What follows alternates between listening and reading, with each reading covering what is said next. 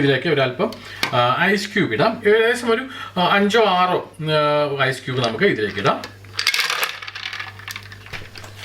ഇനി നമുക്ക് ഒന്നുകൂടി ജസ്റ്റ് ഒന്ന് അടിച്ചെടുക്കാം.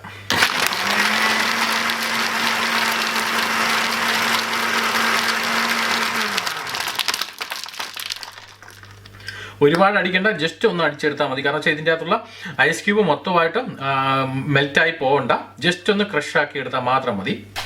അപ്പോൾ പിന്നെ രണ്ടാമത് അടിച്ചെടുത്ത് കഴിഞ്ഞാൽ നമുക്ക് ഇതുപോലെ കിട്ടും. ഇനി നേരെ നമുക്ക് ഗ്ലാസ്സിലേക്ക് ഇത് ഒഴിക്കാം. നല്ല പതഞ്ഞു വരും. പതയെന്ന് പറഞ്ഞാൽ ഇതുപോലെ നമുക്ക് കിട്ടും. നല്ല കട്ടിയായിട്ടുള്ള പത കണ്ടോ. ഇതുപോലെ ശരിക്ക് നല്ല കോൾഡ് ആയിട്ടുള്ള കോഫി. അതോടൊപ്പം ഇവിടെ നല്ല പതയായിട്ട് നമുക്ക് കാണാം. നല്ല പതഞ്ഞു പൊങ്ങി വരും.